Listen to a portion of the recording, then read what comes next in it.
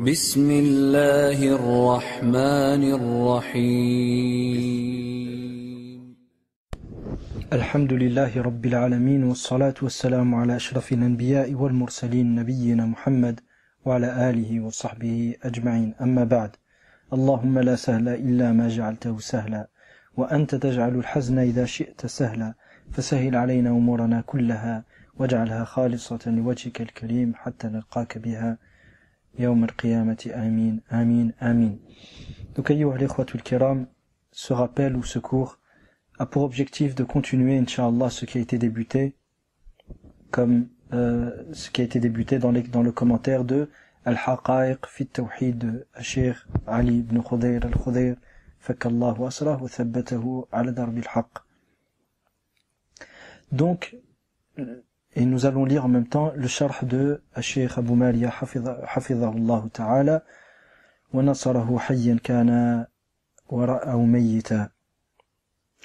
Il dit à Cheikh Ali al-Khudayr al-Qism al-Awwal Kitab Haqiqat al-Islam wa al-Shirk. Donc le chapitre de tout ce qui réunit Haqiqatu al-Islam, la réalité de l'islam et la réalité du shirk. Awalan babu Haqiqat al-Islam. Le premier sous-chapitre est la réalité de l'islam.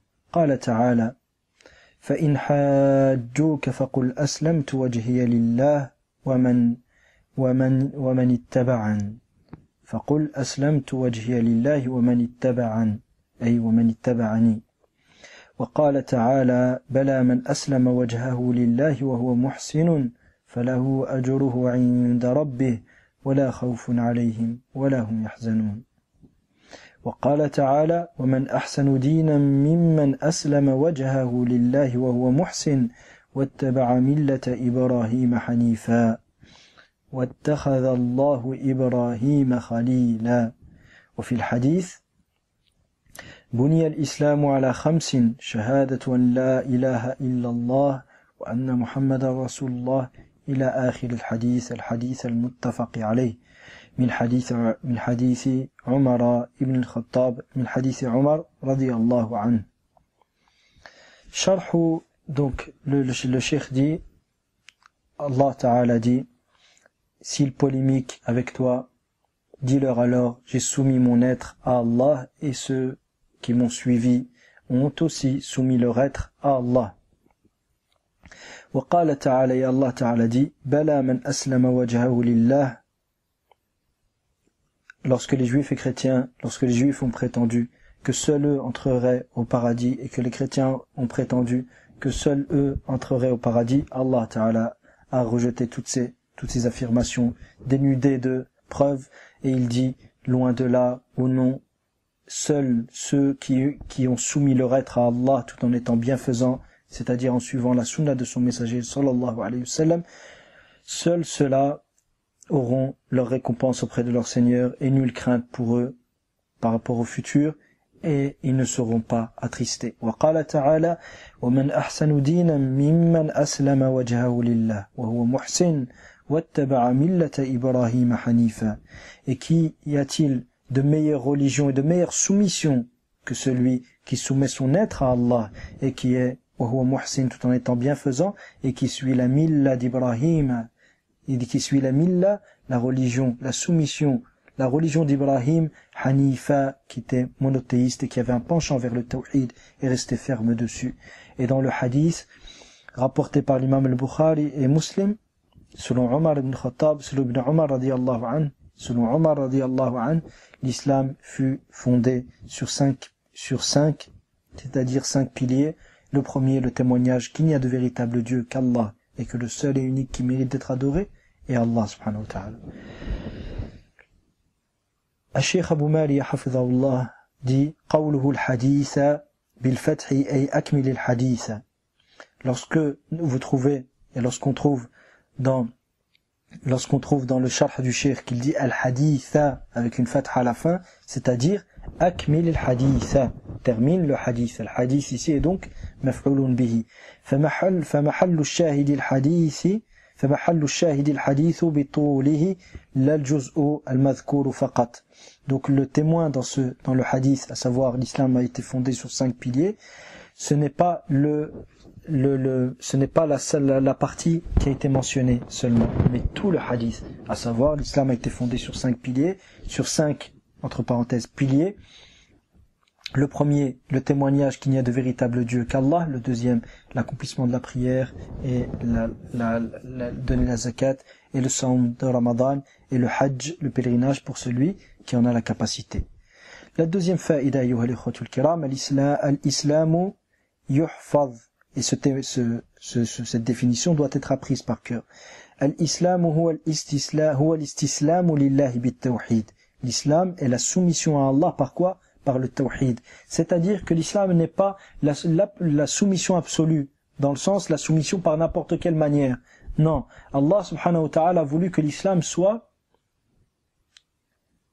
la soumission à lui seul et uniquement à lui.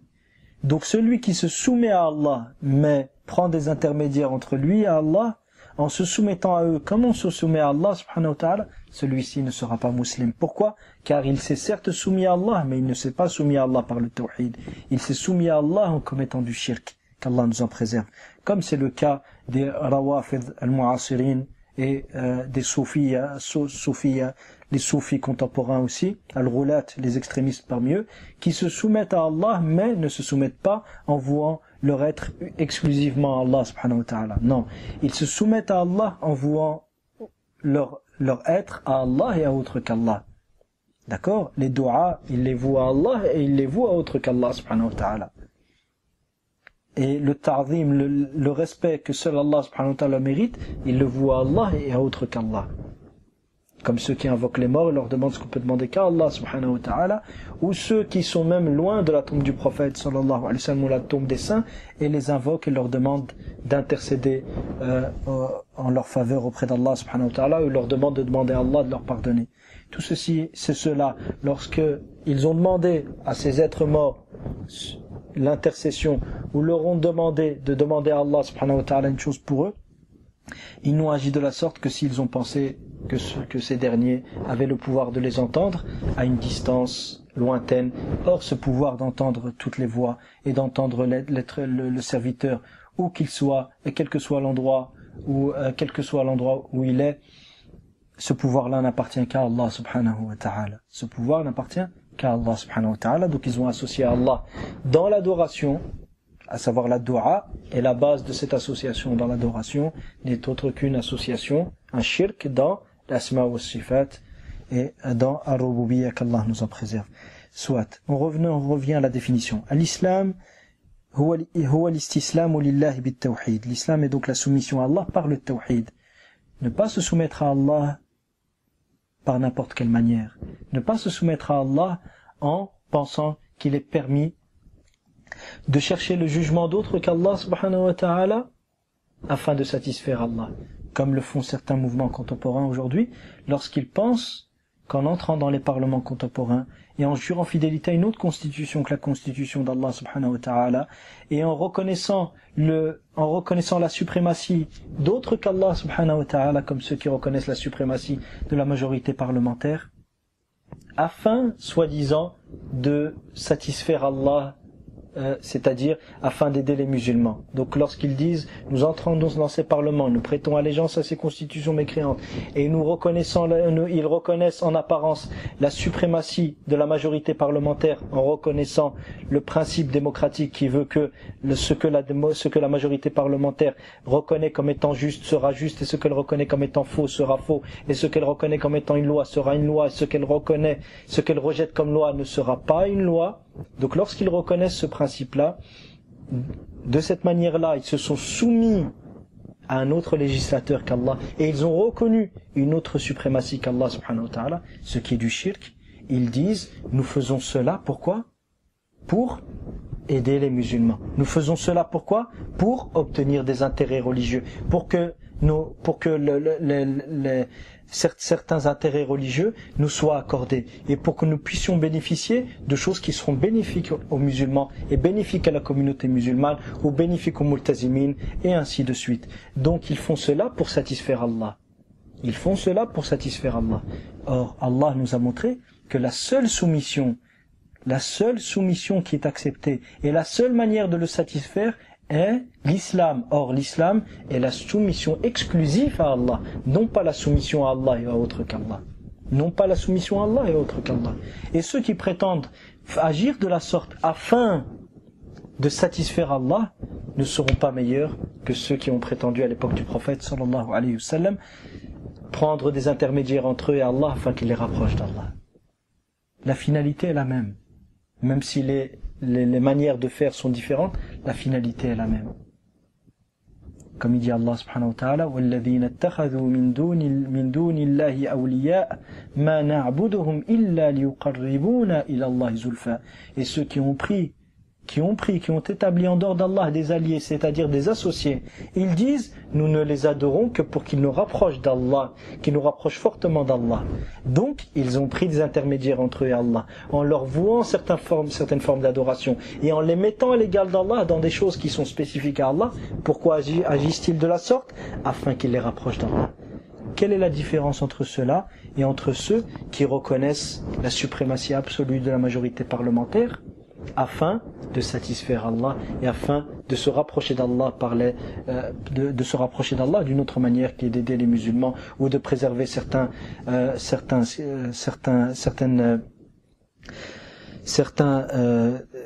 de préserver donc ce qu'ils appellent certains makasib da'awiyya, des makasib da'awiyya, c'est-à-dire les mosquées, les centres islamiques, les centres culturels religieux, dans le but d'enseigner aux gens l'islam. Enseigner aux gens l'islam est une finalité qui ne doit pas être réalisée par n'importe quel moyen. La fin ne justifie pas les moyens. Et le plus grand des moyens ou le pire des moyens que l'islam a interdit est le shirk. Donc si ces gens pensent que dans leur action il y a une maslaha, il faut savoir que cette maslaha est une maslaha mulgha. Elle est rejetée. Pourquoi? Car elle s'oppose à un texte et à un principe religieux qui est le but même de l'envoi de tous les messagers et la cause pour laquelle la création a été divisée en deux, à savoir d'un côté les croyants et de l'autre côté les non-croyants, les mécréants. Donc en aucun cas le musulman il ne peut lui être permis de commettre du shirk afin de satisfaire Allah subhanahu wa ta'ala. Car Allah ne nous a jamais... La plus grande manière par laquelle nous puissions satisfaire Allah est de réaliser le tawhid, à savoir se soumettre à Allah exclusivement. Bala man aslama wajhahu lillah. Certes, le seul qui ira au paradis, c'est celui qui aura soumis son être exclusivement à Allah. Or, celui qui soumet son être à Allah et autre qu'Allah, il n'a pas réalisé l'islam. Et s'il n'a pas réalisé l'islam, il ne peut être musulman. La base de l'islam est donc al-istislamu lillahi bit-tawhid. L'islam est donc, la base de l'islam, c'est la soumission à Allah par l'unicité. Wal-khulusu min ash-shirk. Et de se désavouer du shirk. Et qui dit la soumission à Allah par le tawhid, dit forcément l'abandon du shirk. Car celui qui se soumet à Allah par le tawhid, forcément, aura délaissé le shirk. On ne peut imaginer une personne qui se soumet à Allah par le tawhid et dans le même moment n'a pas délaissé le shirk. C'est impossible. D'accord? L'islam est donc al-istislamu lillahi bit-tawhid, la soumission exclusive à Allah par le tawhid, wal-khulusu min ash-shirk, et se débarrasser et se désavouer du shirk, wal-inqiyadu lahu bit-ta'a, et la soumission ou la subordination à Allah par son obéissance. La subordination à Allah par son obéissance. Il faut savoir que ce qui s'oppose à cette subordination à Allah par l'obéissance, c'est le refus de l'obéissance à Allah. Et le refus de l'obéissance à Allah, il peut se réaliser soit par l'abandon de tous les actes, ce qu'on appelle jinsul amal. Donc à l'unanimité d'Ahl Sunnati wal Jama'a, celui qui abandonne tous les actes, il est mécréant. Même les savants qui considèrent que celui qui abandonne la prière n'est pas mécréant, ils disent que celui qui abandonne tous les actes, il est mécréant. Je parle des savants d'Ahl Sunnati wal Jama'a. Donc nous avons deux solutions pour celui qui abandonne l'obéissance à Allah. Il y a les savants qui disent que l'abandon de la prière est du kufr akbar. Et il y a le consensus des sahaba radiyallahu anhum. Ce consensus est un consensus sukuti, implicite, c'est-à-dire qu'il est dhanni, il est probant. Par conséquent, celui qui le dément n'est pas mécréant, bien sûr. Donc il y a le consensus implicite des sahaba radiyallahu anhum sur le kufr de tariq as-salah, comme l'a cité l'imam Ishaq ibn Rahawayh et Abdullah ibn Shaqiq rahimahumullah ta'ala. Abdullah ibn Shaqiq, il dit qu'il a rencontré 30 parmi les compagnons, il ne voyait parmi les actes qu'un seul acte dont l'abandon était du kufr. Quel était-il? La prière, la salat. D'accord? Et Ishaq ibn Rahawayh rahimahullah rapporte le consensus de son époque jusqu'à l'époque des Sahaba radiyallahu anhum que celui qui abandonne la prière, une seule prière, et qui se refuse de la faire jusqu'à ce que son heure sorte, et ils disent je ne la prierai pas, que celui-ci est mécréant. D'accord. Donc il n'y a pas de divergence entre les Sahaba radiyallahu anhum que celui qui abandonne toutes les prières et celui qui ne prie pas du tout et les mécréants. La divergence qu'il y a eu, c'est sur celui qui abandonne une prière ou deux prières. Mais quant à celui qui ne prie pas du tout, il n'y a pas de divergence entre les Sahaba qu'il est kafir. D'accord?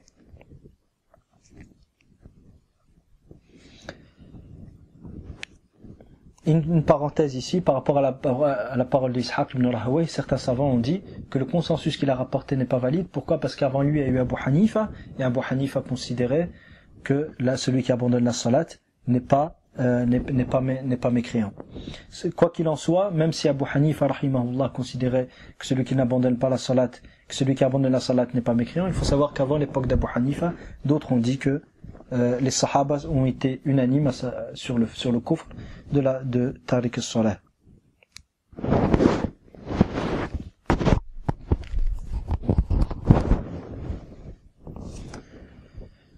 Donc en ce qui concerne al-inqiyad, la subordination à Allah subhanahu wa ta'ala par l'obéissance ici englobe l'ensemble des actions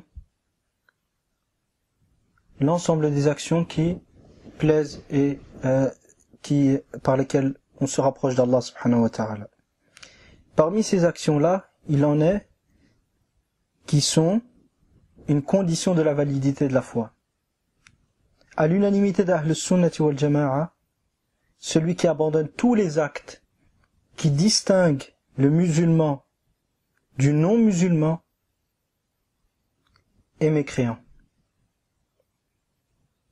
Et selon l'avis le plus juste, qui est le consensus implicite des Sahaba radiyallahu anhum, celui qui abandonne la prière est mécréant. Mais, donc ici je dis l'avis le plus juste car il y a une divergence qui est apparue après l'époque des compagnons radiyallahu anhum entre les Sahaba. Donc malgré cette divergence, il n'y a aucune divergence entre Ahl Sunnati wal Jama'a que celui qui abandonne tous les actes est mécréant. Retenons bien ce point-là. Donc selon certains, jinsul amal est représenté par la prière, et selon d'autres, jinsul amal est représenté par les actes qui distinguent le musulman du non-musulman. Et pour plus de détails, voir le sharh de al-Qawa'id de l'Usul Thalatha ou al-Qawa'id al-Arba'a parmi les contemporains de Cheikh Ahmed al-Hazimi hafidhahullah ta'ala. قال تعالى قل إن صلاتي ونسكي ومحياي ومماتي لله رب العالمين لا شريك له وبذلك أمرت وأنا أول المسلمين. Allah Ta'ala nous dit: dis certes ma prière, mes sacrifices, ma vie et ma mort appartiennent à Allah le Seigneur des mondes. Il n'a aucun associé et c'est cela qui me fut ordonné et je suis le premier des musulmans et je suis le premier des muslimines. Al-Sheikh Abu Maliya hafidhahullah dit ensuite At-Ta'a, qawluhu At-Ta'a, la parole du Sheikh Al-Sheikh Muhammad ibn Abdul Wahhab rahimahullah, lorsqu'il a défini l'islam, ou la parole la parole dans la définition, la partie dans la définition on dit la subordination à Allah par l'obéissance.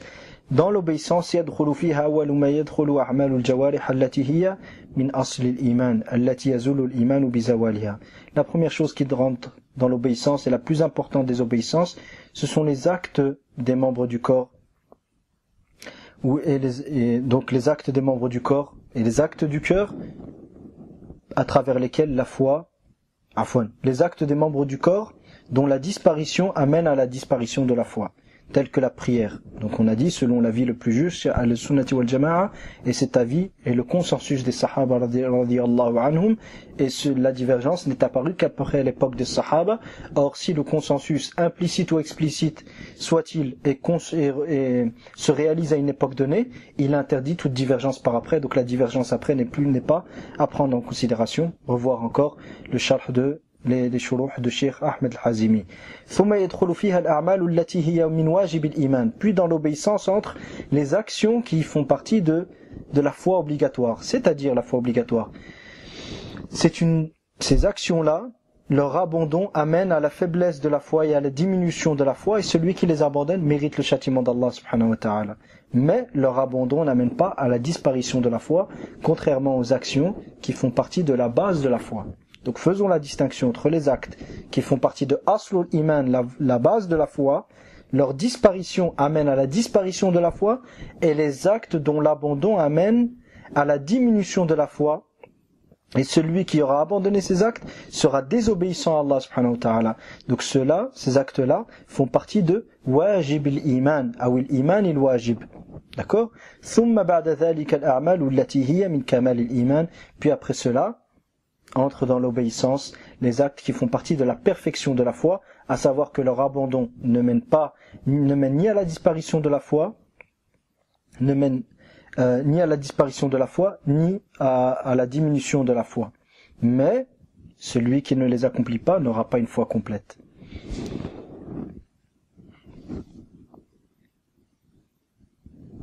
Ici se termine, Inch'Allah ta'ala, le premier appel, ou le premier cours dans la lecture de Sharh al-Haqa'iq, Cheikh Ali al-Khudayr, et nous laissons la suite, Inch'Allah, pour une prochaine fois, ou nous laisserons, c'est-à-dire ensemble, la suite pour une prochaine fois. Wa sallallahu wa sallam, wa baraka ala nabiyyina Muhammad, wa ala alihi wa sahbihi ajma'in, walhamdulillahi rabbil alamin.